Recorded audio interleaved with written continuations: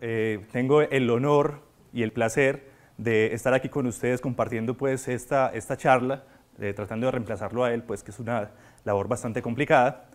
Y bueno, y muy orgulloso de estar aquí porque de hecho mi carrera comenzó aquí, es decir, en este mismo sitio, pero en una orilla diferente a la que estoy en este momento. Mi carrera comenzó en los cursos de la Escuela Local de Astrofísica, ELDA, hace 15 años o algo así por el estilo, y comenzó pues viniendo las sesiones de los sábados aquí a conversar y a enterarnos de qué iba este mundo de la astronomía y la astrofísica. Bien, entonces, bueno, comenzamos entonces con el tema de hoy. Entonces, la idea de hoy es que entendamos algunos aspectos básicos, por ejemplo, entendamos cuál es la física relacionada con la materia, qué sucede, qué es la materia, cómo se agrupa, qué propiedades extrañas y emergentes tiene la materia, y luego de eso vamos a tratar de relacionarla con los objetos celestes, en particular un objeto bastante importante, el objeto más importante del sistema solar, que es obviamente, ¿cuál? No, la Tierra es el más importante, ¿no? Porque estamos nosotros y, bueno, el Sol. El Sol es el más importante porque representa el 99% de la masa del sistema solar. Y bueno, y finalmente es el que nutre de energía todos los planetas del sistema para que evolucione el sistema solar como evoluciona, ¿cierto? Y es el dador de vida. Y por ese lado entonces empezamos justamente con una definición bastante compleja, ¿cierto? Una definición muy compleja, y es ¿qué es la materia? Es difícil, ¿cierto? ¿Qué es la materia? A ver, ¿alguno tiene alguna idea más o menos de qué puede ser la materia? La materia oscura, eso es un buen punto, ¿cierto? Hay un tipo de materia muy extraña, un tipo de materia muy particular que conocemos como materia oscura, ¿cierto? Vamos a ver qué es. Entonces, la materia, o lo que creemos que es la materia, realmente corresponde a un pequeño porcentaje de lo que la materia realmente es. Me refiero a lo siguiente: el universo, creemos, está lleno de materia de diversos tipos, pero de la que vamos a hablar hoy es de apenas un pequeño porcentaje que constituye la materia bariónica, ¿cierto? Que es la materia pesada, la materia que tiene, digamos, que conforma todo lo que vemos alrededor. Y el estudio de la materia, por supuesto, se remonta a épocas bastante antiguas, ¿cierto? De hecho, materia, no sé si les suena algo. ¿A qué se parece como a la palabra madera? ¿Cierto? ¿O no? Madera. Y también se parece a algo más, como a madre, ¿cierto? Entonces, realmente la palabra materia deriva de esas expresiones desde la física aristotélica, donde ellos creían que el universo estaba hecho de 5 elementos y que la combinación de diferentes proporciones de esos 5 elementos iba a dar origen a todo lo que conocemos, ¿cierto? Es decir, los objetos de la naturaleza están compuestos de agua, fuego, tierra, aire, y que luego por los diferentes procesos físicos esos objetos tienden digamos, a separarse, ¿cierto? Por ejemplo, cuando quemo un leño de madera, entonces, ¿qué tengo? Tengo tierra, lo que queda en el suelito, ¿cierto? Más tengo el fuego que se escapa en forma de humo y otras cosas. Entonces, más o menos ese es el origen etimológico de esta palabra materia. Sin embargo, ¿qué es? ¿Qué es la materia en sí? Es decir, en términos modernos, ¿qué podemos decir o cómo podemos definir a la materia? Es un tema bastante complicado, ¿cierto? Entonces yo creo que una definición que no es precisa, porque realmente tiene sus bemoles, es que la materia la podemos definir como cualquier discontinuidad en el vacío cósmico. Entonces todo lo que no sea vacío es materia, ¿cierto? Y esa materia tiene unas propiedades. Tiene unas propiedades, por ejemplo, le podemos asociar una energía. Y ahí entonces viene el primer problema, ¿cierto?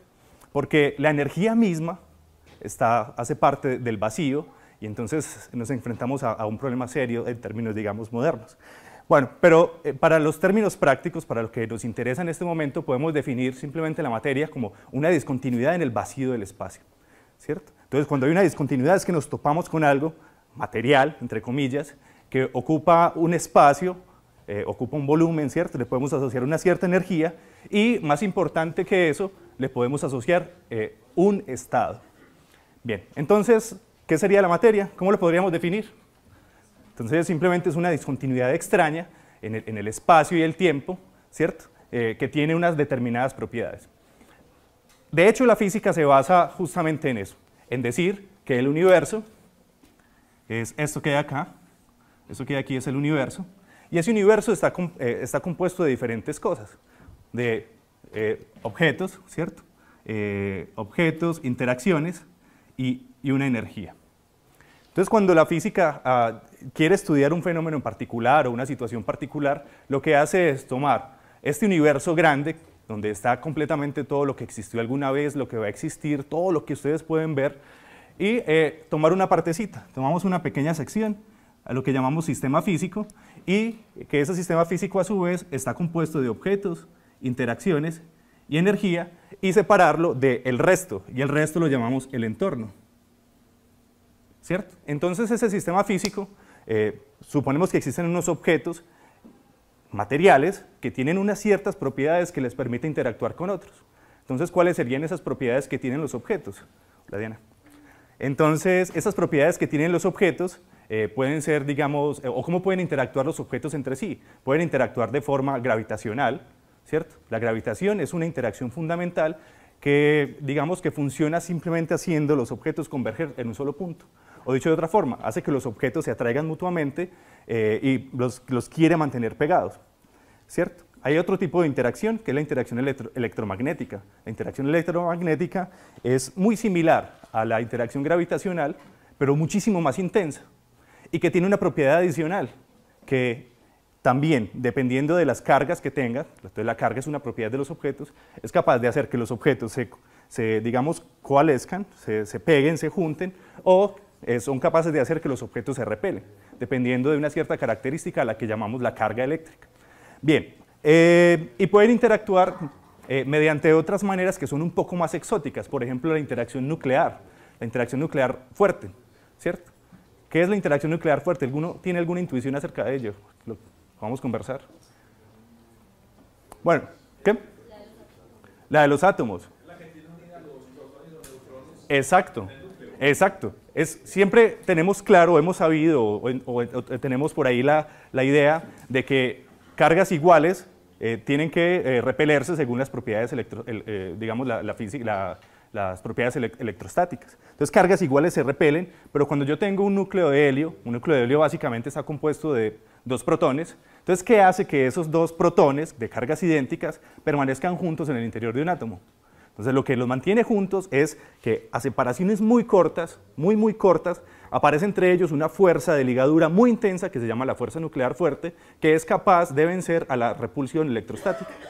Bien, y existen otro tipo de interacción que se llama la interacción nuclear débil, que tiene la propiedad de cambiar, digamos, de naturaleza a los componentes microscópicos, más que microscópicos, los componentes últimos de la materia, que son los quarks, y eso genera, digamos, un travestismo, por decirlo de alguna manera, de los quarks, en los cuales los protones pueden convertirse en neutrones y similar, y eso va a generar el decaimiento espontáneo, el decaimiento radioactivo espontáneo de la naturaleza.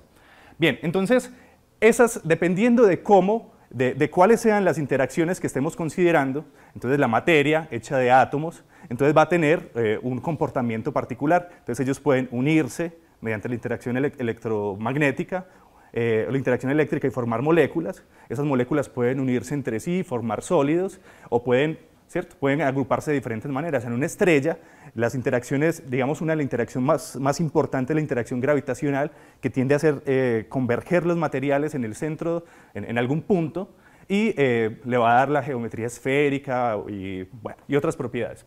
Entonces, dependiendo de cómo son las interacciones, de cuáles son las interacciones que están gobernando mi sistema físico, entonces la materia, esas discontinuidades en el espacio y en el tiempo, va a tener unas propiedades, o podemos decir que tienen diferentes estados. Por ejemplo, si tenemos una estructura donde empecemos por esto, empecemos por una estructura completamente desorganizada. Las partículas se mueven a gran velocidad, sean átomos, sean moléculas, sea lo que sea, se mueven a gran velocidad, no existen, digamos, unos vínculos fuertes entre cada entidad. Entonces decimos que la materia se encuentra en estado gaseoso, ¿cierto? Gas también es una palabra bastante particular que proviene de caos y tiene que ver justamente con que el movimiento de estas partículas es completamente aleatorio. Las partículas van y vienen en cualquier dirección y con una distribución de velocidades, no todas tienen la misma velocidad, entonces el movimiento es caótico y bueno, de ahí deriva el nombre de gas. Sin embargo, cuando yo puedo encontrar la materia en otra presentación, ¿cierto? Por ejemplo, los líquidos. Los líquidos, bueno, los gases tienen la propiedad de que si yo tengo un gas adentro de un recipiente, este material es capaz de llenar completamente el recipiente, ¿cierto? Lo que no sucede con los líquidos. Cuando yo tengo un líquido, yo puedo llenar hasta la mitad, hasta un pedacito, ¿cierto? Puedo regarlo, tiene la propiedad de fluir sobre las superficies. Entonces podemos decir que las propiedades, o mejor, que los enlaces, sean químicos o sea del tipo que sea, son débiles, ¿cierto? Son más fuertes que en los gases, un poco más débiles que los sólidos, pero hay una interacción entre ellos que les permite fluir y mantenerse todavía como una entidad única, ¿cierto?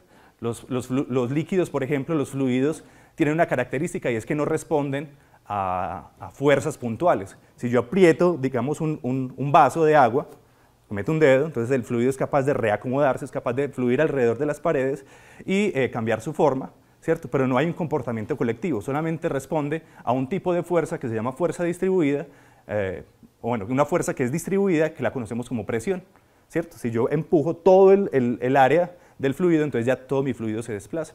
Bien, y finalmente entonces tenemos otro tipo de estado, que es el estado sólido, que es, digamos, compone lo que tenemos casi todo alrededor, ¿cierto? En ella los átomos están fuertemente unidos mediante enlaces químicos, ¿cierto? Formando estructuras, usualmente estructuras cristalinas, bonitas, con formas de cubos, digamos, que se interceptan y que dan forma, digamos, le dan la forma, la textura, el color, todas las propiedades que podemos, digamos, sentir en los materiales. Entonces, estos son los tres estados sólidos, de la materia que se nos hacen bastante usuales, el sólido, el líquido, pero existen otros estados de la materia. El plasma también es un estado bastante particular de la materia, ¿cierto? Cuando uno piensa en plasma, ¿uno en qué piensa? Yo creo que es como el nombre más desafortunado que tiene un estado de la materia. Uno piensa en plasma y piensa como una gelatina, ¿sí? Como algo así que se mueve como... Bueno, ¿qué es el plasma? ¿Qué es el plasma? El plasma esto es muy extraño, ¿cierto? Es decir, si fuera un concurso de popularidad, uno diría, bueno, ¿cuál es el estado de la materia más común en el universo? ¿Qué creerían ustedes? Ah, pero es que ustedes ya saben. Pero uno dice, bueno, todo es como sólido, todo es durito, ¿cierto? La Tierra es sólida. Bueno, entonces, claro, uno tiende a pensar que el estado sólido puede ser el estado más popular en que se encuentra la materia en el universo. Sin embargo, como ustedes bien ya lo saben, lo evidencian, el plasma es, de hecho, o corresponde, digamos, el 99% de la materia del universo está en estado de plasma. Entonces, ¿pero qué es ese plasma? ¿Qué es ese plasma o qué es ese estado tan particular? Dime. De la materia bariónica, de la otra no tenemos ni idea, ¿cierto? Es decir, de la materia oscura sabemos que que interactúa gravitacionalmente, ¿cierto? Pero no tenemos más información de ella, ¿cierto? ¿Cómo? El nombre, exacto. Y el apellido es el reflejo de nuestra ignorancia, ¿cierto? Porque realmente es oscuro porque no tenemos ni idea, ¿cierto? Solamente creemos que está ahí. Es decir, en realidad no es que sepamos que está ahí, sino creemos que está ahí si nuestros modelos de la física son correctos, ¿cierto? La física, recuerden, o la ciencia en general, es un concurso de mentiras, ¿cierto? Entonces es un concurso donde salen todos los científicos y dicen, bueno, vamos a decir una mentira acerca de este fenómeno. Entonces sale uno y dice una mentira, no, es que llueve, es porque, bueno, cualquier cosa, ¿cierto? Entonces sale otro y da una mentira mejor, y otra mejor, y otra mejor, y llamamos ciencia a la mejor mentira, a la que más se acomode a los hechos, ¿cierto? Entonces tenemos el ganador del concurso de mentiras, ¿cierto? Que estableció que había una materia oscura, no colisional, que atrae las galaxias, ¿cierto? Entonces ese es el ganador en el momento. Si sale alguien con un modelo mejor, podemos descartarlo, ¿cierto? Y arrancar de nuevo con las mentiras. Bien, entonces, ¿cómo? ¿Perdón? El plasma, sí. El plasma la materia es eléctricamente neutra. Eléctricamente neutra quiere decir que, en general, tiene cargas positivas y negativas que están balanceadas, ¿cierto? Entonces tenemos, digamos, un gas Y cada uno de estos punticos representa, digamos, una molécula o representa un átomo o lo que sea. Resulta que, bajo ciertas condiciones, sea que la temperatura sea muy alta, que quiere decir que las velocidades internas de estas son muy altas, o si yo tengo, por ejemplo, una gran cantidad de cargas positivas a este lado, muchísimas cargas positivas, o muchas cargas negativas y muchas cargas negativas a este lado, ¿qué va a pasar? Un átomo, que digamos, la versión clásica lo dibujamos así, como un protón y un electrón, ¿cierto? Entonces, si yo pongo aquí un montón de cargas negativas a este lado y un montón de cargas positivas a este lado, entonces, ¿qué le va a pasar a este átomo? Entonces, el electrón que es negativo, ¿se quiere ir hacia dónde? Se quiere ir hacia el positivo.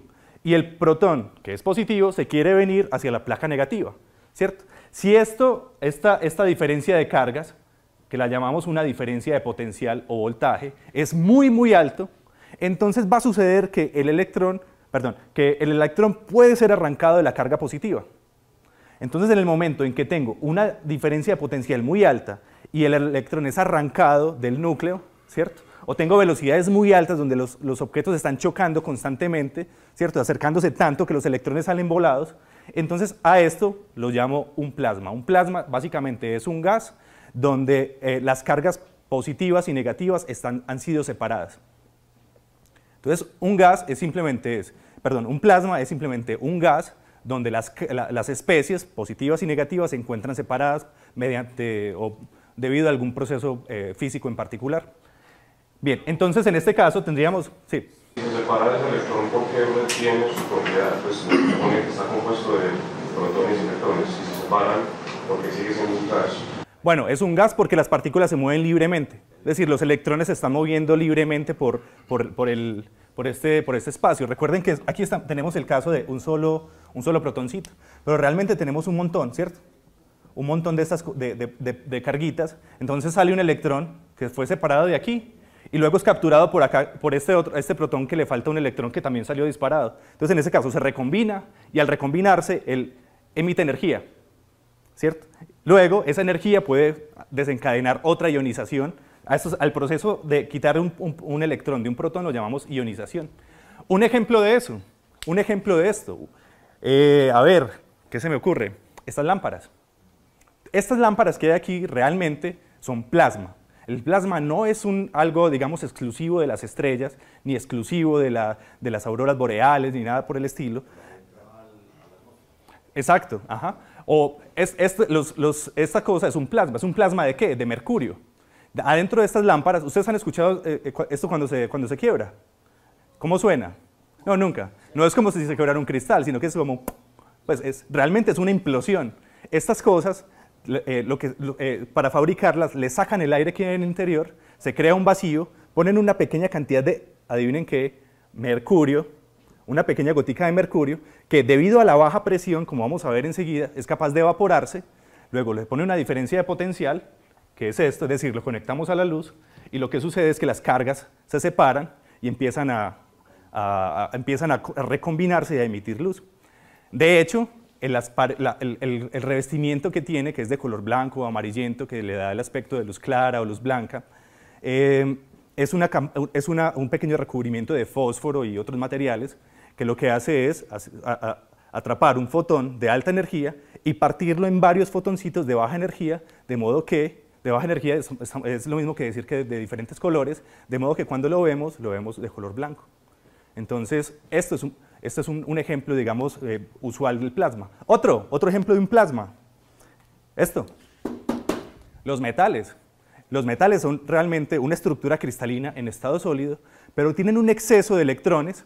Tienen un exceso de electrones porque los enlaces químicos están satisfechos entre los protones que forman la estructura y queda un montón de cargas libres sobre la superficie. Eso se le llama un mar de Fermi o un plasma de electrones. Son electroncitos que están libres y que son los que permiten las corrientes eléctricas. Entonces los plasmas realmente están por doquier, ¿cierto? Bien, ok. No son los únicos 4 estados que tiene la materia. De hecho, la materia actualmente podemos decir que tiene 11, 12 estados y todos los días hay uno nuevo, ¿cierto? Debido a que lo que hacen los físicos en los laboratorios es forzar a la naturaleza a condiciones súper extremas, como bajar la temperatura hasta el 0 Kelvin, hasta el 0 absoluto, ponerle campos eléctricos súper fuertes o campos magnéticos, y ese comportamiento, cuando se observa un comportamiento raro, peculiar y que sea interesante, entonces a eso lo llamamos un nuevo estado de la materia. Por ejemplo, los condensados de Bose-Einstein, ¿cierto? Que es el comportamiento anormal que tiene la materia cuando está casi a 0 Kelvin. O por ejemplo la superfluidez. Un superfluido es un líquido también a muy baja temperatura que tiene la característica de que no puede ser contenido. Si yo echo un superfluido sobre una copa, al principio estaba metido en un tarrito, lo meto cerrado, yo echo ese superfluido en una copa, entonces esas características extrañas de superfluidez hace que el fluido se salga por las paredes y que se extienda por toda la superficie, separándose lo más posible los átomos unos de otros. Otro tipo de estado, la superconductividad. También en condiciones muy especiales, los electrones se empiezan a gustar, ¿cierto? Los electrones se repelen por tener cargas iguales, pero a temperaturas muy bajas, entonces esos electrones se juntan, ¿cierto? Formando una partícula muy extraña que se llama un par de Cooper. ¿Cooper a qué le suena? ¿A The Big Bang Theory? ¿Sí o qué? De ahí viene el nombre, de Sheldon Cooper. Entonces estos electrones, vamos a ver ahorita más adelante, se les puede asociar unas propiedades magnéticas. Al juntarse, esas propiedades magnéticas se anulan y ellos pueden fluir sin resistencia por un metal. Entonces, esas cosas, digamos, van a tener posteriormente una aplicación práctica, ¿cierto? Como por ejemplo fluir sin fricción por un fluido, bueno, y muchas otras. Muy bien, entonces, la pregunta a continuación a resolver es, bueno, ¿de qué dependen esos estados de la materia? Es decir, ¿qué hace que un trozo de objeto o una porción de discontinuidad sea líquida, sólida, gaseosa, plasma, bla, bla, bla, lo que quiera? Entonces, depende de algunas variables de estado, ¿cierto? Entonces, el estado de los materiales va a depender de unas ciertas variables. ¿Cuáles son esas variables? Es la masa molecular promedio, es decir, cuánta masa hay en promedio. Si tengo 5 partículas, sumo la masa de las 5 partículas y lo divido entre 5. Esa es la masa molecular promedio. Va a depender de la densidad, va a depender de la presión y va a depender de la temperatura. A estas cosas que hay aquí, la masa, la densidad promedio, la presión y la temperatura, nosotros las llamamos las variables de estado, ¿cierto? Entonces, tratar de saber en qué estado va a estar la materia, entonces va a depender dígame estas 4 cosas y yo le digo eso qué propiedades tiene, ¿cierto? Pero ¿cómo hago para adivinar qué propiedades tiene? Eso se hace a través de una ecuación que se llama la ecuación de estado. Entonces, la ecuación de estado es una ecuación, ¿qué? Es una ecuación, es una relación matemática que involucra cada uno de estos parámetros y me dice cuáles son las propiedades que puedo observar de ese trozo de discontinuidad. Bien, ¿ya todos tienen la clave del Wi-Fi y eso? Bueno, listo. Muy bien, entonces las ecuaciones de estado son relaciones que me permiten, digamos, saber cómo es una propiedad si conozco el resto. Por ejemplo, si conozco el volumen, la presión y la densidad, puedo saber, por ejemplo, a qué temperatura se encuentra un objeto, ¿cierto? Entonces eso me dice, si yo miro un trozo de hielo, entonces la condición de presión, las condiciones de presión y de volumen y de densidad van a ser suficientes para que yo sepa más o menos a qué temperatura se debe encontrar para que se encuentre en ese estado. Bien, entonces eso es lo que hace particularmente la ecuación de estado. ¿Alguna pregunta hasta el momento? ¿Alguna duda? Entonces, cualquier momento que tengan, dime. ¿Qué se define como tal como estado de la materia? Realmente no dije el nombre y el apellido. El segundo nombre es estado de agregación de la materia, ¿cierto? Es simplemente las características físicas que tiene un trozo de material, ¿cierto? Cuando tiene diferentes presiones del entorno, de la temperatura, ¿cierto? Entonces, yo puedo definir si es sólido, líquido, gaseoso, plasma, y de ahí derivar propiedades. Entonces, simplemente voy a definirlo en términos de la misma palabra, el estado es el estado. En cuáles son las características físicas de ese objeto cuando está sometido a estas condiciones. Muy bien. Entonces, vamos a definir estas variables de estado, ¿cierto? Vamos a definir estas variables de estado, vamos a definir qué es la masa molecular, la densidad, la presión y la temperatura. Entonces, la primera definición, que es bastante sencilla, es la masa molecular. Entonces, la masa molecular es la masa. O sea, no tengo ni idea, ¿sí o qué? Pero simplemente lo que hacemos es definir un patrón. En realidad, las cantidades básicas son completamente imposibles de definir. Albert Einstein, por ejemplo, tiene una teoría genial, ¿cierto?, que revolucionó el mundo y que todo la tenemos en el bolsillo, ¿cierto?, los GPS y estas cosas, acerca del tiempo, ¿cierto?, del espacio y del tiempo. Entonces, él dice qué sucede con el tiempo cuando los objetos viajan a altísimas velocidades, ¿cierto?, que aparecen paradojas como que los nietos puedan ser más viejos que los abuelos y cosas por el estilo. Y bueno, después de mostrar al mundo de que estábamos equivocados, que teníamos 400 años de no saber realmente cuál era la realidad, un día en alguna conferencia le preguntaron, bueno, don Einstein, conocemos su teoría del espacio y del tiempo, pero ¿qué es el tiempo? Pues el tiempo es lo que miden los relojes, ya, no tenemos idea qué es. Entonces, lo mismo pasa con las características básicas de los objetos. ¿Cuáles son las características básicas de estos objetos del universo? Son la masa, ¿cierto? Son la longitud o el volumen, son, por ejemplo, la temperatura, por ejemplo, bueno, esto no es tan importante, pero sí el tiempo. El tiempo y la carga eléctrica, ¿cierto? ¿Qué son? Ya, ahí sí me la pusieron muy difícil, ¿cierto? Que si no tenemos idea, son propiedades, ¿cierto?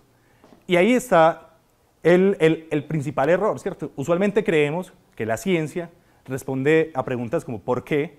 ¿Por qué el cielo es azul? ¿Por qué llueve hacia abajo? ¿Por qué esto? ¿Por qué aquello? Pero realmente no. La ciencia no responde por qué es. La ciencia realmente lo que responde es cómo, ¿cierto? Por eso es un concurso. ¿Cómo? ¿Cómo es el fenómeno de la lluvia? Es decir, es una descripción matemática, un modelo de cómo suceden las cosas, no por qué, ¿cierto? Porque el por qué es una pregunta bastante compleja, ¿cierto? Uno puede irse por qué, hasta el Big Bang, o no sé hasta dónde, hasta la creación de Dios, o el unicornio rosado invisible, cualquier cosa, ¿cierto? Es decir, el por qué es la pregunta más peligrosa que tienen los niños, ¿cierto? Entonces hay que decirle al niño que aprende a preguntar cómo en vez de por qué. ¿Cómo? Dos palmadas y eso. ¿Por qué no? ¿Qué? ¿Cómo? Perdón. Bueno, en fin. Entonces, ¿qué son estas propiedades básicas? Ni idea. No sé qué es. No sé qué es la masa, no sé qué es el tiempo, no sé qué es el volumen, ¿cierto? Pero sé qué propiedades tienen, ¿cierto? Puedo extraer algunas propiedades. Por ejemplo, de la masa, que es la que nos interesa, ¿está relacionada con qué? ¿Con qué está relacionada la masa? Entonces, el primer enlace que uno abre es que está relacionado con el peso, ¿cierto? Entonces, pero es muy diferente, ¿cierto? Es decir, masa y peso no pueden ser lo mismo, porque si yo me llevo esto para el espacio, el peso va, por ejemplo, a desaparecer. ¿Por qué sé que desaparece? Porque el peso tiene una dirección. Los objetos, no sé si lo han notado, solamente pesan hacia abajo. ¿Sí? Que los objetos no pesan para los lados, ¿cierto? Ni pesan para arriba. Los objetos solamente pesan hacia abajo y si estoy en el espacio, esa propiedad desaparece. Ya los objetos no pesan para ningún lado, ¿cierto? Entonces hay una diferencia entre esas dos cantidades, masa y peso, que es, por ejemplo, que el peso tiene una dirección. ¿Y cuál es? La dirección hacia el centro de la Tierra. Pero la masa, esa propiedad intrínseca no cambió, solamente por irme de un lado a otro, ¿cierto? Pero yo sí puedo, por ejemplo, saber que un objeto es más masivo que otro en el espacio, donde sea, entre los brazos espirales de la galaxia de Andrómeda, en cualquier parte, simplemente empujándolos, ¿cierto? Si yo los empujo y siento que hay una resistencia mayor de un objeto que de otro, yo puedo decir que un objeto es más masivo que otro, ¿cierto? Entonces, a esa propiedad, a la propiedad que tienen los cuerpos de permanecer en su estado de movimiento, lo llamamos inercia, ¿cierto? Y esa inercia está relacionada con la masa, que al final está relacionado con otro tipo digamos, con otra cosa, que es la cantidad de materia. Aunque la cantidad de materia es una definición un poco desde la química. Bueno, muy bien, listo. Entonces yo puedo cuantificar cuánta masa tiene algo simplemente ¿cómo? Comparando. Solamente puedo comparar, medir. es comparar. No podemos hacer nada más que comparar, ¿cierto?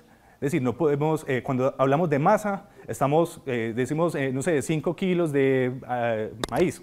Estamos comparando con un patroncito que está por allá, es decir, un cubito, en realidad es un cilindro, que está metido por allá en la oficina de patentes y medidas en Francia, ¿cierto? En alguna parte, en un escritorio, en una cabina de vidrio presurizado, para que no cambie, para que no hayan reacciones químicas. ¿Cierto? Estamos comparando.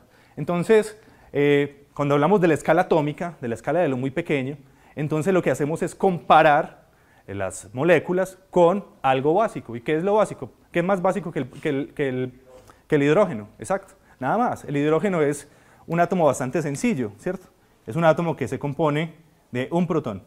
De hecho, un protón solito es un átomo de hidrógeno, una vez ionizado. Una vez ionizado quiere decir, ¿qué era lo que quería decir ionizado? Que le saqué el electrón, ¿cierto? Entonces, esto es un átomo de hidrógeno. Y tiene diferentes sabores, entre comillas, ¿cierto? Por ejemplo, puede tener pegado un protón, un neutrón. En este caso, ¿qué es? Sería deuterio. Y a esto lo llamamos un isótopo, ¿cierto? Un isótopo, es decir, las propiedades químicas del hidrógeno no van a cambiar por la cantidad de neutrones que tenga en su interior, ¿cierto? Eso lo van a ver, no sé si ya lo vieron, el decaimiento radiactivo nuclear en el interior no. Bueno, probablemente sea el tema de la siguiente clase. Entonces, los elementos químicos pueden tener isótopos, como lo verán más adelante, que no van a cambiar sus propiedades químicas, pero sí pueden cambiar la estabilidad de los átomos. Entonces, los átomos pueden hacerse más inestables, como que, ¿cierto? Es más incómodo vivir con los demás a medida que esto se llena de neutrones. Entonces, va a generar que los protones estén más separados entre sí y que la fuerza nuclear fuerte no tenga la intensidad suficiente y los átomos se liberen los protones y generen decaimiento nuclear o bombas atómicas o lo que quieran. Bien, entonces, un ejemplo, entonces, para el aire, nuestro aire está compuesto por nitrógeno, oxígeno, dióxido de carbono, agua, bla, bla, bla, ¿cierto? Entonces, si uno calcula la masa molecular del hidrógeno, uno se va a encontrar que es 29 aproximadamente, ¿cierto? Para el plasma de hidrógeno, protones y electrones, la masa es 0.5 la masa del hidrógeno. ¿Por qué? Porque un atomito de hidrógeno se compone de un protón, entonces la masa sería la masa del protón más la masa del electrón dividido 2, son valores promedios, ¿cierto? Entonces la masa molecular promedio del hidrógeno es 0.5. ¿Listo? Bien. Ok, entonces simplemente esto es contar y promediar, ¿cierto? Contar cuántos átomos tiene, comparando con el hidrógeno y promediamos. Muy bien. La siguiente propiedad o la siguiente variable de estado que nos interesa es la densidad. La densidad es una medida de qué tan apretada está la materia en un espacio, ¿cierto? Entonces la densidad es simplemente decir cuánta masa hay por unidad de volumen, ¿cierto? Entonces la relación es bastante sencilla y es un concepto al cual, digamos, estamos bastante acostumbrados, ¿cierto? Entonces la densidad es simplemente, la denotamos con la letra ρ y es simplemente la masa sobre el volumen. Entonces, usualmente tiene unidades de, un igual con corchetico significa tiene unidades de kilogramos por metro cúbico, por ejemplo, ¿cierto? Si yo tengo un metro cúbico de agua, entonces es un cajoncito que tiene un metro por un metro por un metro, y si lo lleno de agua, entonces la pregunta es, bueno, ¿cuánta masa voy a tener? ¿Cuánta masa tendría? Entonces, para ese cubito de agua son 1000 kilogramos. 1000 kilogramos. Entonces, un cubito de un metro de lado, entonces puede contener 1000 kilogramos. Por lo tanto, la densidad del agua será simplemente 1000 kilogramos, me falta un 0, por metro cúbico. O, de forma análoga, la densidad del agua es simplemente un gramo por centímetro cúbico. ¿Listo? Entonces, si yo tengo también un cubito de lado por un lado, un centímetro de lado, entonces a eso le va a caber un gramito de agua. ¿Listo? Estas son las densidades que estamos acostumbrados, ¿cierto? Es decir, la Tierra, por ejemplo, tiene una densidad bastante alta. La Tierra es un planeta que dependiendo de su composición, bueno, va a tener una densidad diferente a los demás, ¿cierto? En el caso particular de la Tierra, su densidad es, no recuerdo el dato, de alrededor de 5 gramos por centímetro cúbico. Eso nos da una idea de qué. Sabemos que de agua no puede ser entonces, ¿cierto? Mayormente de agua no puede ser porque el agua tiene una densidad de 1 gramo por centímetro cúbico. Entonces tiene que ser de un elemento que esté más apretado, que esté más pesado, ¿cierto? Entonces, de hierro, ¿cierto? La Tierra realmente está compuesta de muchos metales, sobre todo en el núcleo, ¿cierto? En el núcleo hay silicio, hay magnesio, bueno, hierro y otra cantidad de cosas. Bien, el aire, por ejemplo, el aire también es un fluido al que le podemos asociar una densidad, ¿cierto? Que es bastante pequeña, que es de alrededor de 1 kilogramo por metro cúbico, ¿cierto? Es decir, si usted hace no sé, un globito de 1 metro cúbico, ¿cierto? Así cuadradito, y luego es capaz de comprimirlo o es capaz de pesarlo, usted va a notar que pesa aproximadamente 1 kilogramo, ¿cierto? Un metro cúbico de aire pesa aproximadamente 1 kilogramo. Miren esto, la atmósfera del Sol. La atmósfera del Sol. ¿Cuál es la densidad de la atmósfera del Sol?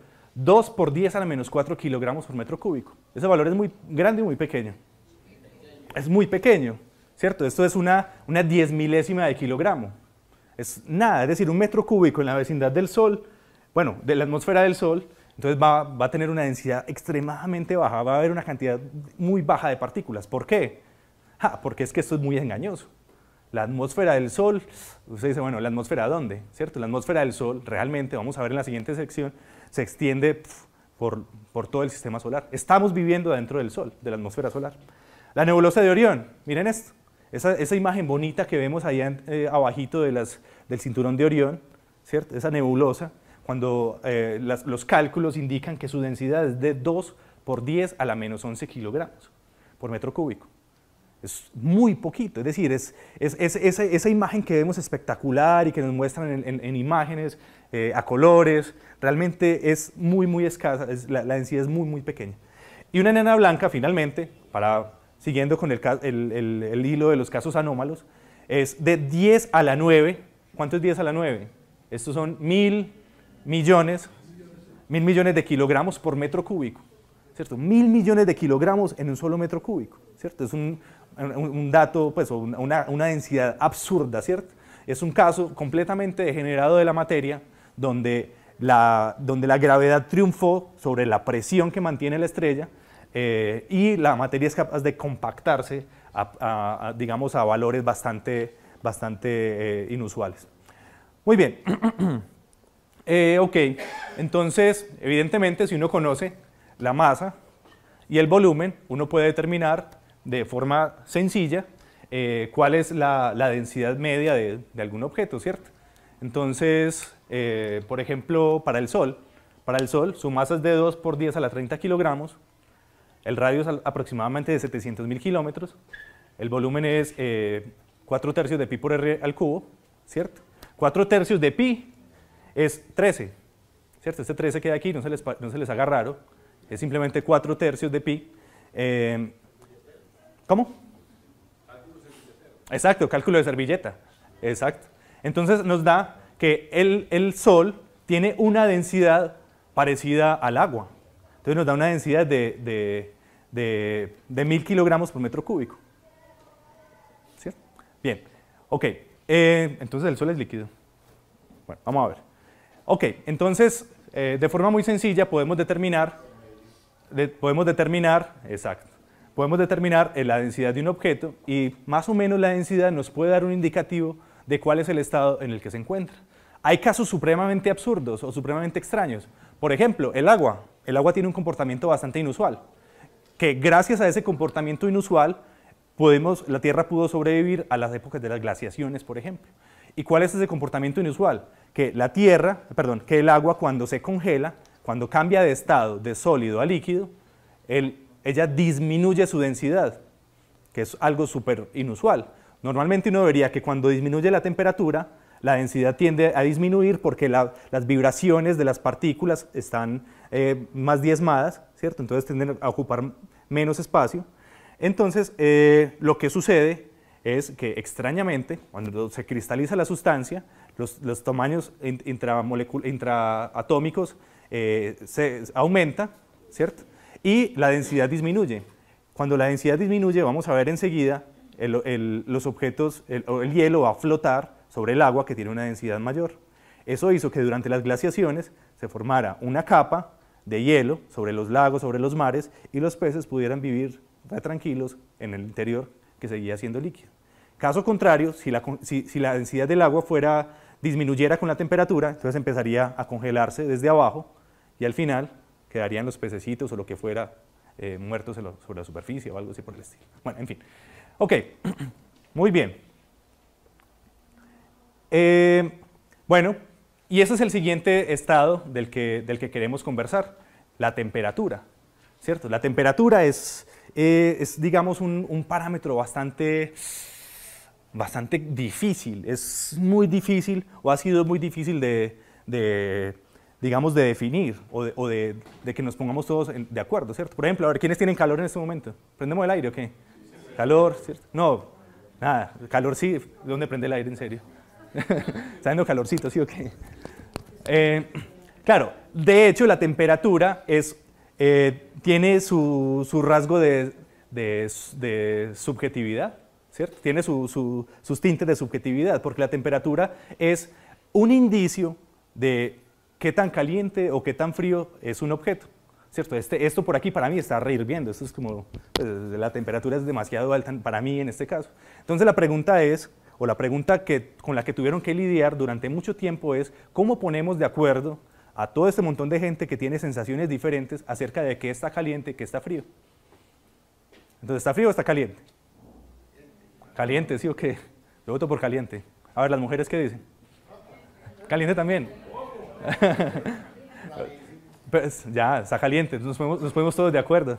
Bueno, es muy complicado, ¿cierto? De hecho, Celsius, ¿cierto?, que definió la escala centígrada, simplemente hizo, bueno, cojamos dos puntos de referencia, congelado y líquido, ¿cierto? Y pongamos un termómetro que me acabo de inventar, ¿cierto? Un termómetro simplemente la materia tiene unas propiedades que se llaman propiedades termométricas, ¿cierto? ¿Qué son las propiedades termométricas? Son las propiedades que cambian cuando la temperatura también cambia, ¿cierto? Por ejemplo, cuando la temperatura cambia, los objetos se dilatan, los metales se dilatan, casi todos los objetos se dilatan. Entonces, la dilatación, cuánto cambió el tamaño, es una propiedad termométrica, ¿cierto? Entonces, si a 0 grados estaba así, en cualquier medida, y a 100 grados está así, entonces, con base a esa dilatación, yo puedo establecer una escala de medida, ¿cierto? Entonces, Celsius lo que hizo fue, bueno, ok, cojamos el mercurio, de hecho creo que lo hizo con alcohol, no recuerdo con qué. Entonces, lo que hizo fue mirar cómo se dilataba un capilar, un capilarcito y una pequeña gotica de mercurio a 0 grados, cuando se congelaba el agua y cuando estaba completamente hirviendo, ¿cierto? Y esos dos puntos luego lo dividió en 100 pedacitos, entonces creó la escala centígrada, ¿cierto? La escala Celsius. Otros, Fahrenheit, creo, no sé, no recuerdo bien la historia, pero creo que era con la temperatura afuera y con la fiebre, ¿cierto? Entonces son medidas completamente relativas, entonces para ponernos de acuerdo acerca de qué está frío y qué está caliente es complicado. En general, la temperatura lo podemos decir de forma un poco atrevida, que está relacionado con la energía térmica interna que tienen los cuerpos, ¿cierto? Entonces, en los gases, la energía térmica se debe a las velocidades de las partículas que se mueven en direcciones completamente aleatorias, ¿cierto? Y están chocando contra las paredes. Cuando estas partículas chocan contra las paredes de algo, ¿cierto? Acá, por ejemplo, bueno, en un gas, no sé.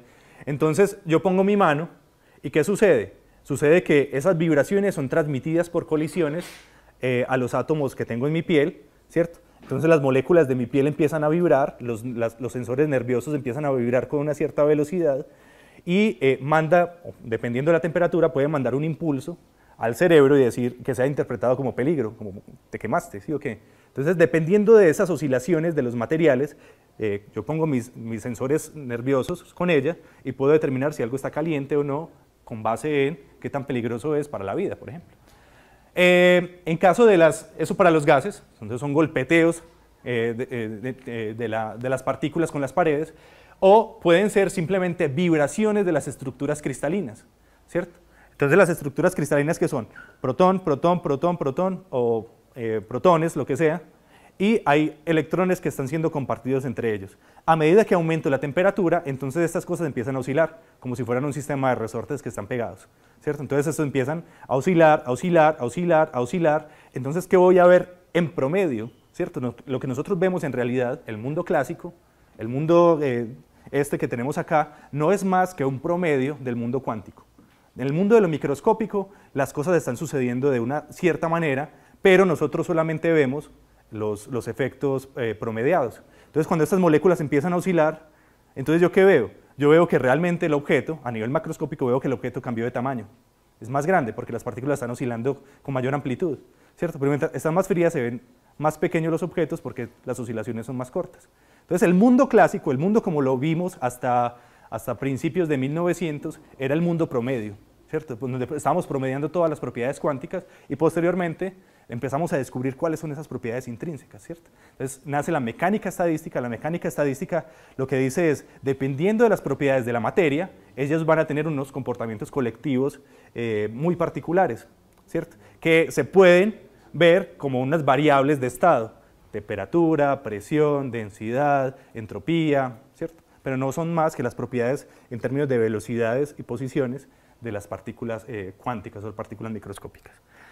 Muy bien, entonces en los sólidos la temperatura son simplemente vibraciones de las estructuras cristalinas. Entonces esas estructuras cristalinas están vibrando, están oscilando y yo pongo mi mano, mi termómetro o cualquier instrumento termométrico y puedo sentir o se me pueden transmitir esas vibraciones. Ok, listo. Entonces, por último, en sólidos y líquidos la energía térmica es de vibración, mientras que en los gases la energía térmica corresponde simplemente al movimiento. ¿Preguntas hasta el momento? ¿Dudas, inquietudes? No, todo bien. Muy bien. Bueno, no solamente la dilatación de los materiales corresponden a una propiedad termométrica. Existen otras propiedades termométricas, por ejemplo, la resistencia eléctrica. Cuando aumenta la temperatura, la resistencia, que es la oposición a fluir de los electrones por un material, también aumenta, ¿cierto? Y ese es el origen de todos los termómetros digitales, ¿cierto? Simplemente dependiendo de la temperatura, los electrones fluyen con mayor o menor facilidad a través de un conductor. O los objetos pueden cambiar de temperatura. ¿Conocen los vasitos estos que cambian de color cuando uno les pone el café?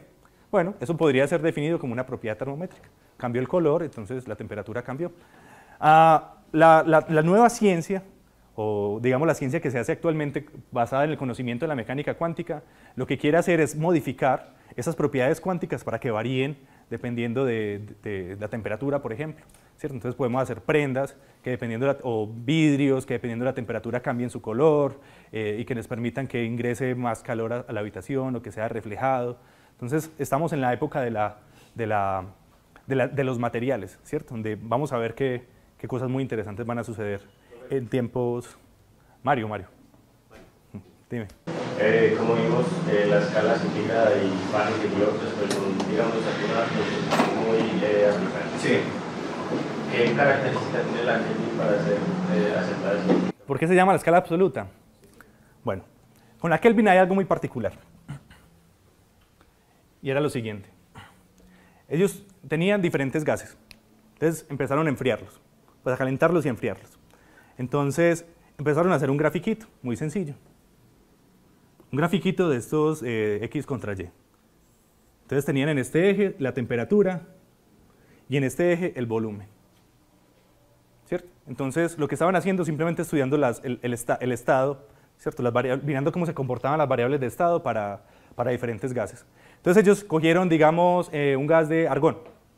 Entonces empezaron a bajar la temperatura y vieron que el volumen era este. Luego era este, luego era este, luego era este. Ah, una línea recta. Entonces muy interesante, trazar una línea recta. Luego hicieron para otro gas, digamos el gas de, algún gas que se les ocurra, listo, metano. Entonces para el metano, les dio, para esta temperatura en particular, les dio este volumen, luego este, luego este, luego este, luego este, luego este, luego este. Entonces trazaron la línea. Y lo hicieron para otro gas. Y uno dice, pucha, ¿qué está pasando aquí? Aquí está pasando algo, ¿sí o qué? Es decir, aquí era 0 grados centígrados, 0 grados centígrados. Por aquí era una temperatura cualquiera. Pero entonces vieron que todos los gases, cuando hacían una regresión lineal o extrapolaban los datos a temperaturas extremadamente bajas, ellos se comportaban con líneas rectas y justamente convergían acá en este punto. ¿Adivinen cuál era este? Menos 273 punto no sé cuántos Kelvin. Ah, centígrados. ¿Qué tiene de particular este valor? Y la respuesta está sobre el eje Y. Que cuando llegan a este valor, ¿cómo es el volumen? Es decir, por debajo de este valor de temperatura, ¿cuál debería ser el volumen si siguen esta misma progresión? Negativo. ¿Y qué carajos es un volumen negativo? No tenemos ni idea, ¿cierto? Es decir, eso no hace parte, creemos, de nuestro mundo físico o del mundo físico que conocemos, ¿cierto? No sabemos qué son los volúmenes negativos. Entonces, como lo que hacemos es postular, no existen volúmenes negativos, por lo tanto, la temperatura mínima que pueden adquirir los gases tiene que ser menos 273 grados. Entonces, por eso se llama la temperatura absoluta, porque todos los gases siguen esa regla, convergen en ese punto y estamos evitándonos el problema de tener que definir qué es un volumen negativo. Mario, y ahí sería cero velocidad también. Sí, algo así, pero más que eso, porque entonces, si fuera cero velocidad, entonces tendríamos las partículas que están muy juntas, acumuladas, apeñuscaditas, pero ellas siguen teniendo en sí un volumen, ¿cierto? Un tamaño asociado. Entonces no podrías comprimirlo más allá de cero. Tampoco hay velocidad, es decir, lo que hicimos fue extraer toda la energía cinética, como lo mostrábamos en este dibujito, extrajimos toda la energía del movimiento, ¿cierto? Entonces nos quedaron las partículas quietas, ¿cierto? De hecho, las partículas quietas tampoco es como un concepto que sea como aceptado, ¿cierto? Las partículas tienen ocupan una región, exacto, una región de probabilidad de existencia, ¿cierto? Entonces, y que se extienden. Pero ahí me comportan ya como sólido. De hecho, cuando pasa esto, es que aparecen estos estados extraños de la materia, de la superfluidez, de los condensados de Bose-Einstein, ¿cierto? Todos llegan a un nivel mínimo de energía, y en esos niveles mínimos de energía, los materiales se comportan de forma muy particular, como la superfluidez, o la superconductividad, o los líquidos de Fermi, que son otras cosas extrañas. Entonces, bueno, ¿iba a preguntar algo más? Ah, vos. Pues tengo un entendimiento de que de alguna otra forma el movimiento sobre el espacio es lo que llamamos tiempo, ¿cierto? Movimiento a través del espacio. Pero cuando llegan a estos niveles, cuando se congela la materia o los electrones ya están inclusive quietos, ¿qué pasa con el tiempo ahí? Bueno, más o menos la idea tuya tiene que ver con otro concepto que es un poco más esotérico, entre comillas, y es el concepto de entropía, ¿cierto? La entropía creo que se define como delta Q sobre T, algo así, no recuerdo bien, creo que es así.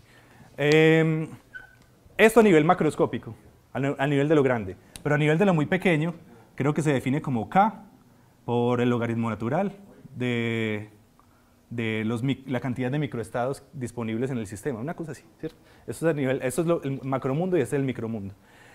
Resulta que en estas condiciones tan extrañas, entonces hay algo y es que la entropía se queda, es decir, llegamos a un valor máximo de entropía, si no estoy mal, ¿cierto? Y la entropía está relacionada, la entropía siempre está aumentando en el mundo en que vivimos. Entonces no sé, la respuesta es no sé qué pasa. Podría divagar un poco más, pero me estoy metiendo al terreno de lo peligroso, Pero sí, algo puede suceder, es decir, no tenemos ni idea qué pasan a temperaturas inferiores, ¿cierto? Entonces les queda de duda, ¿sí o qué? Haciéndole publicidad al pregrado de física, inscripciones abiertas, Bueno. ¿No se conocen temperaturas más bajas? No, es imposible llegar. Es decir, se conocen como, como no sé cuántas cifras decimales por encima del cero absoluto. Pero llegar al cero absoluto no ha sido, de hecho es la tercera ley de la termodinámica, ¿cierto? Entonces es imposible llegar al cero absoluto mediante trabajos sucesivos hechos sobre un sistema. Entonces, bueno, eso es un terreno un poco peliagudo, que me voy a deslizar por aquí lentamente, ¿listo? Vale, eso es similar, pues, dando las proporciones a viajar más rápido que la luz, pues, es como unos límites, digamos así, que es la regla que coloca el universo. Bueno, de hecho, podemos pensarlo de otra manera. Es en que, sí, es decir, los electrones tienen están girando alrededor de los núcleos, ¿cierto? Están girando alrededor. Si hacemos que los electrones pierdan energía, en este modelo clásico, entonces tendrían que decaer hacia el núcleo.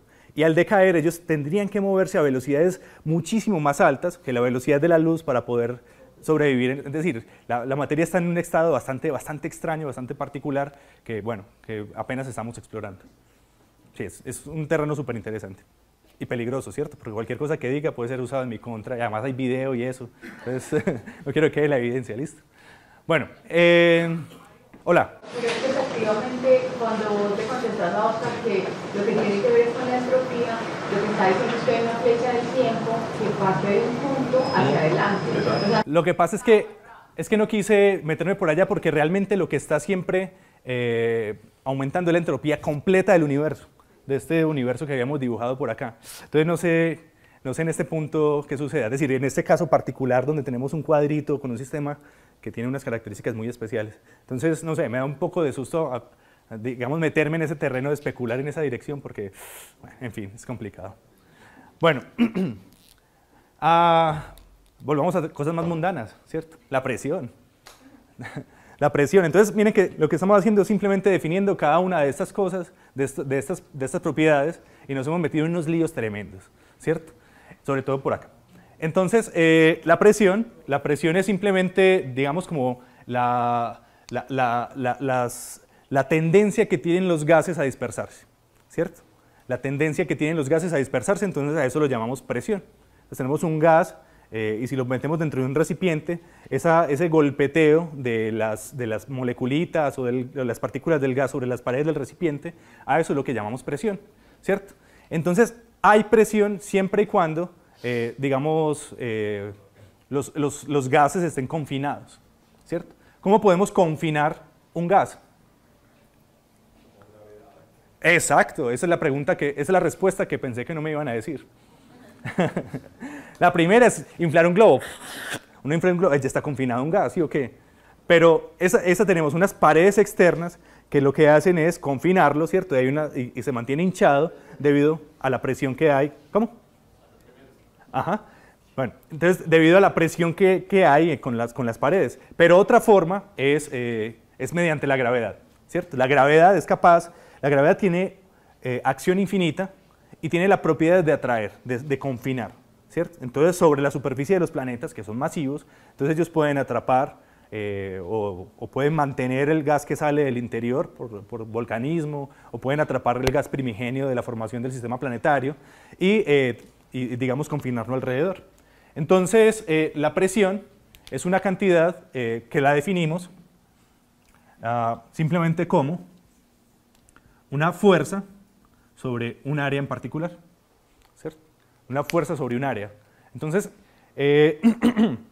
la presión es simplemente una fuerza que ha sido distribuida sobre una superficie. ¿Para qué se distribuye? Para que haya un comportamiento colectivo de los objetos. Por ejemplo, ¿alguien ha visto un fakir, por ejemplo, pararse sobre un solo clavito? Nunca. ¿Sí o qué? Jamás. Los fakires tienen camas de clavos, ¿cierto? De modo que la fuerza, que es el peso de ellos, ¿cierto? Se distribuye por un área que es una cama muy grande, por lo tanto la presión que siente cada punto de su cuerpo es muy pequeña, de modo que el clavo no puede penetrarlo, ¿cierto?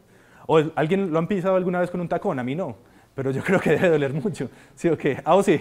Uy. ¿En qué? ¿Saliendo de misa o qué?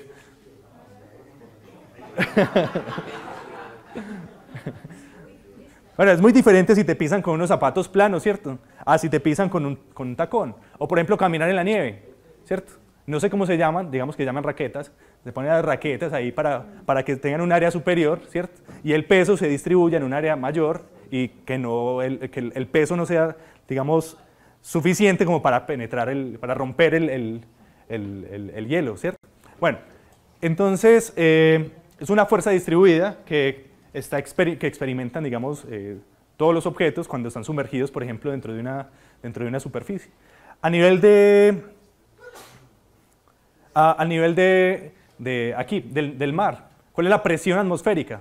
¿Por qué la presión atmosférica? Cuando estamos, casi que rayo esto, cuando estamos metidos en la Tierra, entonces nosotros estamos aquí paraditos, ¿cierto? Y lo que estamos haciendo es sintiendo el peso de toda esa columna de aire que hay justo sobre nuestras cabezas. A nivel del mar, ¿cuánto vale la presión a nivel del mar?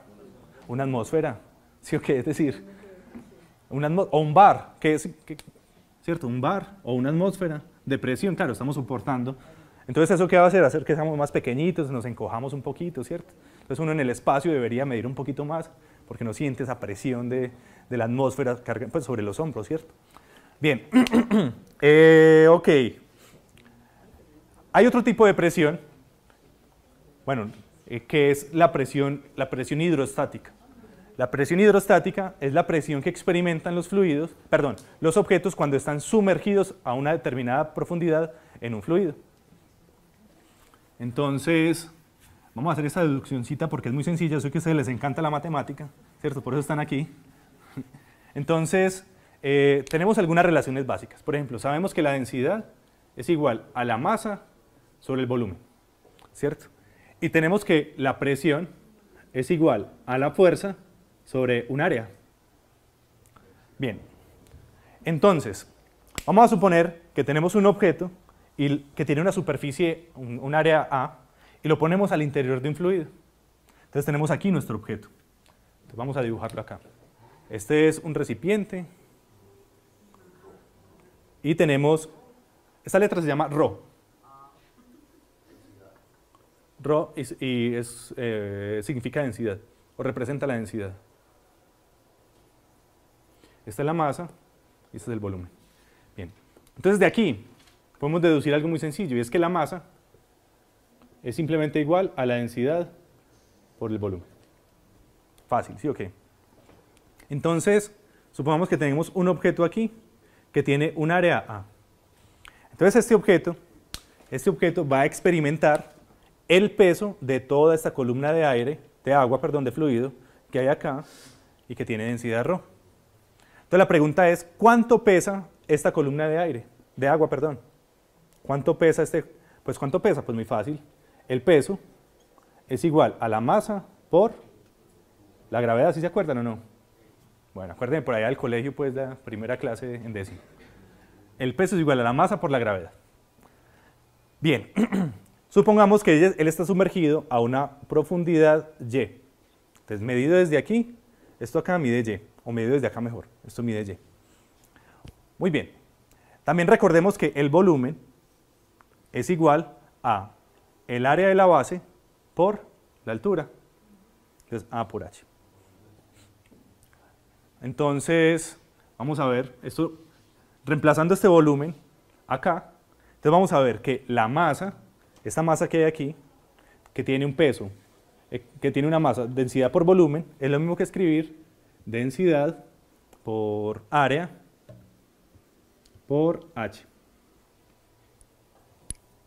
Entonces el peso va a ser igual a la masa, que es ρ por A por H. ¿Listo? Entonces, esto que hay aquí es el peso de esta columnita que hay acá. ¿Pero qué es la presión? Pero la presión P es igual a ¿qué? A fuerza sobre área. Pero en este caso, la fuerza que está soportando es el peso de esta columna, que es W dividido el área. Entonces, por lo tanto, la presión es W dividido área, y esto nos da que esto es ρ por A por H, aquí me faltó la G, ajá, listo, por G sobre área, donde esta área la puedo cancelar y me queda simplemente, esto me queda, perdón, aquí no es H, para tener esa misma nomenclatura es Y, ¿cierto? y, ¿cierto? Que es la profundidad. Entonces aquí me queda que la presión es simplemente ρ por G por Y. Esta es la presión hidrostática y vamos a ver qué significa. Significa que cuando tenemos un objeto al interior de un fluido, la presión que experimenta no depende de qué tan grande es ni de qué tan chiquito es. Miren que aquí no aparece el área por ningún lado. El área no aparece en esta ecuación. No depende, por ejemplo, de qué tan extenso es el fluido. Entonces, es lo mismo, la presión va a ser lo mismo, así que si lo meto en una ponchera así de esas para lavar los pies, ¿sí o qué? De esas que son de ese tamaño. La presión va a ser exactamente la misma porque solamente depende de la profundidad y de la densidad del fluido. Entonces, al interior de un fluido, no importa la forma que tenga el recipiente, sea así, sea así, sea así, ¿cierto? No importa si la represa es muy larga o si la represa es muy cortica, ¿cierto? La presión en la profundidad, digamos, la presión en el fondo va a ser la misma si son iguales de profunda, ¿cierto? Entonces, bien, eso es una propiedad bastante interesante, es la presión hidrostática, que no depende de nada del objeto, sino que solamente depende de la densidad del fluido, de la gravedad, o sea, del planeta en que estemos, y de la profundidad. La gravedad de la Tierra o del planeta en que estemos, ¿cierto? O de la profundidad que estemos adentro del objeto terrestre, perdón, del objeto estelar. Estamos adentro de una estrella o adentro de un planeta, lo que sea, adentro la gravedad va a ser diferente, ¿cierto? Bueno, ok, y esto nos va a derivar en otra relación muy interesante que no la voy a deducir, pero se las voy a contar, que es la siguiente. Y es que al interior de un fluido, bueno, que si tengo el mismo fluido, pero ya el objeto no es una monedita planito, sino que es un objeto extendido, ¿cierto? Que este está a una profundidad Y1 y este está a una profundidad Y2. Entonces, ¿qué va a pasar? ¿Cómo es la presión aquí comparada con la presión acá? Entonces, la presión aquí va a ser una presión pequeñita y aquí vamos a tener una presión grande. ¿Y eso en qué va a derivar? En que si este objeto está sumergido, ¿cierto? Y yo tengo una presión más grande hacia arriba que la que está pegando hacia abajo. ¿Qué pasa cuando las presiones son diferentes? Los objetos pueden flotar, ¿cierto? O digamos, esa presión hace que va a empujar el objeto hacia arriba. Ese empuje de los objetos hacia arriba se llama el empuje de Arquímedes, ¿cierto? El empuje de Arquímedes es esa sensación de liviandad que uno experimenta cuando levanta un objeto que está sumergido en agua, por ejemplo. En las piscinas todo pesa menos, ¿cierto? Y es debido a que los objetos son extendidos, ¿cierto? Son extendidos y la presión en este punto es mayor que la presión en la parte más arriba del objeto. Bien. ¿Cómo? El principio de Arquímedes, exacto. La fuerza que experimenta esto es igual al peso del fluido desplazado cuando lo sumergimos. Bueno, dime, sí. Cuando el objeto que yo tengo sumergido en el agua empieza a sopesar con su densidad, ¿en qué límite? Porque hay cosas que flotan, o sea, que si el empuje lo tratan de flotar, pero hay otras que su densidad hace de que siempre caiga. Exacto. Yo puedo, de aquí, pues de esto mismo, de jugar un poquito con las ecuaciones, encontrar una relación en que el empuje de Arquímedes, que lo voy a llamar FB, que es como la fuerza boyante o algo así, es igual a la densidad, a la diferencia de densidades. Creo que esta es la densidad del fluido, ahorita miro a ver, y esta es la densidad del objeto por el peso del objeto. No sé, creo que es así, no estoy seguro. Sí. Entonces, aquí la cuestión es que si el objeto tiene una densidad muy baja, el peso, el empuje de Arquímedes va a ser más grande que el peso, ¿cierto? Perdón, a ver, eso hace que esto sea grande, ¿cierto? Entonces, en realidad es el cociente entre las densidades. Por ejemplo, en un fluido, si yo tomo este pedacito, un cubito acá, este cubito, ¿qué densidad tiene? Tiene la misma densidad que el agua, ¿cierto? Simplemente señalé los bordes. Entonces, en este caso, estos dos objetos tienen la misma densidad, esto da 1, el empuje de Arquímedes es igual al peso, por lo tanto, el objeto se va a quedar ahí, ¿cierto? Entonces, simplemente es un juego de densidades. Si la densidad es menor, Entonces los objetos experimentan una fuerza de un empuje de Arquímedes mayor que el peso, y si es menor, ellos se van hacia abajo. Esto va a ser muy importante cuando describamos cómo funcionan las capas convectivas de las estrellas. En las capas en la capa convectiva de las estrellas hay regiones donde la densidad decae por las altas temperaturas y hace que el empuje de Arquímedes mueva esa burbuja hacia afuera, que va a generar posteriormente como el comportamiento pues, de la superficie solar y va a estar relacionado también con los campos magnéticos.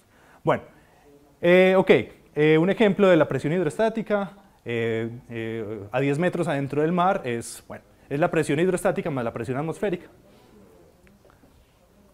Muy bien. La presión en Venus, por ejemplo. La presión en Venus es de 100 atmósferas. Venus es un planeta que tiene una atmósfera demasiado grande y densa. Por lo tanto, la presión es muy alta, ¿cierto? Aquí, por ejemplo, estas fotos son fotos reales de la superficie de Venus, donde tenemos una sonda, una sonda rusa, ¿sabe? ¿La reconocen? Las Venera, que fueron, la Venera, y murieron de corrosión allá, ¿cierto? Entonces, estas sondas fueron equipadas, miren que parecen como no sé, como ¿cómo se llama esto? Los trajes estos de los guerreros medievales. Una armadura, ¿cierto? Son unas armaduras gigantes ahí para evitar que el sistema colapse, ¿cierto? Y pueda mantenerse vivos por algún tiempo. Las temperaturas son altísimas. Estas ondas llegaron allá, tomaron algunas fotos y ¡prum! Se fundieron, ¿cierto? Las temperaturas son realmente absurdas. En el interior del Sol, en el centro de la Tierra. En el centro de la Tierra la presión es de 400 gigapascales. Donde giga quiere decir ¿qué? Son 1000 millones, ¿cierto? Miles de millones. En laboratorios hemos alcanzado presiones han alcanzado, yo no fui ese día, al orden de 30 gigapascales, ¿cierto? 30 gigapascales. Y esto es genial, estas cosas, muy poquito, ¿sí o qué? Pues, no sé si han visto en YouTube los videos de la gente que destripa cosas. Eso es súper bacano. Uno puede quedarse horas viendo ahí, destriparon un plastilina, destriparon un reloj. Vieron que una vez hicieron el experimento de doblar 8 veces el papelito y se les dañó la prensa esta, ¿no? ¿No lo vieron? Bueno, tarea, buscarlo. Súper bacano. ¿No conocen el mito este? Bueno, el mito no, el hecho de que uno puede doblar la hoja por la mitad consecutivamente, ¿cuántas veces? ¿Como 7? 8. Bueno, no sé, ellos intentaron de nuevo y eso fue una cosa genial. Bueno, véanlo. Ok, los diamantes, por ejemplo, los diamantes se forman en el interior de la Tierra a presiones altísimas, a presiones súper altas, ¿cierto? En los laboratorios se está creando diamantes artificiales también, ¿cierto? Para hacer lija y todas esas cosas. Bien, en el centro del Sol, entonces, también podemos hacer el mismo experimento para calcular cuál es la presión y vemos que la presión en el interior solar es del orden de 2.000 millones de atmósferas. 2.000 millones de atmósferas. Entonces la pregunta es, si en la Tierra hemos llegado a los 30 gigapascales, ¿cómo hacemos para saber que el interior del Sol está a 2.000 millones de atmósferas? Es decir, si en el laboratorio no podemos recrear esas condiciones de presión, ¿cómo carajos hacemos para saber qué tan apretada está la materia en el interior? La respuesta es... Exacto, la ecuación de estado, ¿cierto? Entonces la ecuación de estado. Bien. Entonces, para saber cuáles son las presiones, cuáles son ese estado del Sol o el estado de esos objetos que no podemos, digamos, experimentar en la Tierra, entonces lo que hacemos es utilizar las ecuaciones de estados, que son estas relaciones que me relacionan las variables de estado, y preguntarle, en esas condiciones extremas de gravedad, de presión, entonces, ¿cuál va a ser el valor de las otras variables de estado? Hay diferentes ecuaciones de estado, ¿cierto? Hay unas que son sencillas, por ejemplo, la ecuación de estado del gas ideal, entonces me relaciono la presión, el volumen y la temperatura de una forma más o menos sencilla. Existen otras más complicadas, por ejemplo, la ecuación de estado de Van der Waals, que permite, digamos, modelar otros sistemas más complejos, o la ecuación de Tillotson, que me permite, por ejemplo, ver la colisión o simular la colisión de la Luna con la Tierra, o colisiones entre planetas y ver qué pasa en la materia en esos estados. Todas tienen algunas asunciones, ¿cómo se dicen? Como hipótesis, algunas cosas que están asumiendo que las hace, digamos, fáciles de manejar o difíciles de manejar, pero proporcional a qué tan difícil es manejarlas, ellas nos van a dar un resultado o una descripción mucho mejor. Bien, las ecuaciones de estado también varían del tipo de material. Entonces hay ecuaciones de estado para los gases y los plasmas, y hay ecuaciones de estado para los sólidos y los ¿qué me faltaba? Los líquidos. Una muy sencilla, una ecuación de estado muy sencilla es esta, que es la ecuación ideal de los gases ideales, y es que la presión en bares o en atmósferas es igual a 0.1 por la densidad por la temperatura dividido la masa. Esto me permite, más o menos, si yo conozco, por ejemplo, cuál es la densidad y la masa molecular y la temperatura, yo puedo saber cuál es la presión. Es decir, si conozco dos, puedo saber la tercera. Lo complicado con las ecuaciones de estado es que uno normalmente en las ecuaciones tiene dos variables. Entonces, y en función de x, ¿cierto? O por ejemplo, la gravedad, la fuerza de la gravitación es la fuerza en función de la distancia, por ejemplo. Aquí tenemos tres cosas que pueden variar. Cuando varío una, si yo varío la temperatura, hago que la temperatura aumente, entonces la presión varía. Pero si la temperatura aumenta, también puede variar la densidad. Entonces es bastante complicado tratar de describir estas ecuaciones de estado. Son muy complicadas, son ecuaciones tridimensionales de hecho, ¿cierto? Esto sería el eje Y, este sería el eje Z, este sería el eje X. Entonces es muy complicado, porque si muevo la densidad, la temperatura me puede cambiar, entonces me va a cambiar la presión. Entonces es bastante complicado jugar con estas cosas. Discúlpame, que la constante .1, ¿qué significa? Realmente esto no está completo, ¿cierto? Esto es simplemente el valor numérico. La ecuación de estado de los gases ideales es que la presión por el volumen es igual a N por R por T, ¿cierto? Donde estas son las constantes. Esto que hay aquí son ecuaciones empíricas. Son ecuaciones empíricas donde estos valores han sido calculados por tabulación de los otros tres. Entonces son simplemente constantes de proporcionalidad entre una variable y otra. Es decir, si yo aumento este, ¿cuánto me aumenta el otro? Entonces, no son directas, sino que son proporcionales a. Esa proporcional es la constante de los gases ideales. Bien, ok. La atmósfera del Sol, por ejemplo, la presión de la atmósfera del Sol. Entonces podemos tomar algunos datos que teníamos previos y ver que es aproximadamente 0.1 bar, o sea, una décima de la presión atmosférica. En Marte, la presión en Marte es súper baja, es del orden de 6 milésimas de la atmósfera terrestre. Entonces la temperatura, la presión en Marte, la atmósfera es muy tenue, entonces tiene una presión muy baja. Probablemente en el pasado tuvo una presión mucho más alta. ¿Y a la variación por qué? ¿Cómo? ¿Por qué la variación? ¿Por qué cambió? Por la masa del planeta tan pequeña. Entonces, al ser tan pequeña la masa, le queda muy difícil retener la atmósfera. De hecho, la Tierra está perdiendo atmósfera en este momento. Todo el tiempo se está perdiendo por diferentes procesos. Hay procesos de fotoionización. Llega una moleculita de agua, por ejemplo, llega un fotón de rayos gamma del Sol, esa molécula se parte, el hidrógeno, que es muy pesado y está muy lejos, se va, y el oxígeno puede quedar por ahí algún tiempo, ¿sí? Entonces todo el tiempo la Tierra está perdiendo, la atmósfera terrestre está perdiendo masa, por procesos de fotoionización, por procesos de arrastre, el viento solar arrastra la atmósfera, por diferentes cosas. Lo mismo pasó en Marte, ¿cierto? Ha hecho que su atmósfera sea muy tenue, y ese va a ser uno de los principales obstáculos de la terraformación de Marte. Bien, para los sólidos la presión varía como la densidad del cubo aproximadamente, ¿cierto? Entonces esto es muy interesante porque un pequeño o un cambio muy grande, miren este eje, me dice cómo es la presión que estoy aplicando sobre un sólido. Este ya es para un sólido. Aplico una presión de, por ejemplo, de 2 gigapascales, y él tiene una variación del 2%. Entonces aplico una presión muy grande sobre un sólido. Los sólidos son, lo que me está diciendo este gráfico es que son básicamente incompresibles. tuvo que aplicar presiones muy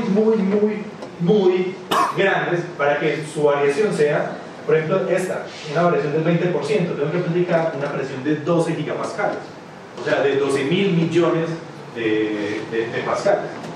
Entonces, los sólidos son básicamente incompresibles y, digamos, la presión varía con la densidad de esa manera.